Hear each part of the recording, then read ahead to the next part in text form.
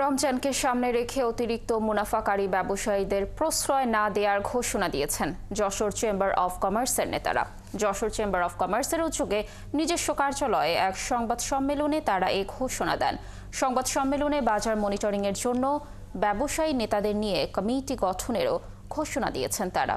নেতারা বলেছেন, বাড়তি দাম নিয়ে ভোক্তাদের দুর্ভোগ বাড়ালে প্রশাসন যে পদক্ষেপ নেবে তার সাথে থাকবেন তারা। রমজান উপলক্ষে নিত্য প্রয়োজনীয় দ্রব্য সামগ্রীর বাজার পরিস্থিতি যৌক্তিক, সহনীয় ও সরবরাহ নিশ্চিতকরণের লক্ষ্যে এ সংবাদ সম্মেলনের আয়োজন করা হয়। যশোর চেম্বার অব কমার্সের সভাপতি আলহাজ মিজানুর রহমান খান বলেন, চেম্বারের বাজার তদারকি কমিটি প্রতিনিয়ত বাজার পর্যবেক্ষণ করবে।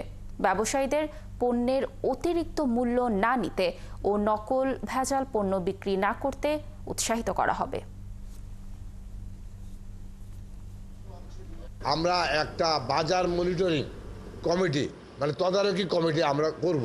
সেই তদারকি কমিটি প্রতিনিয়ত বাজারের ব্যবসায়ীদেরকে আপনার সচেতনতা বৃদ্ধি করবে যে রমজান মাসে আমরা আল্লাহর হস্তে যেন কোনো রকমেই যে ভোক্তার কাছে বেশি দামে পণ্য বিক্রি না করি।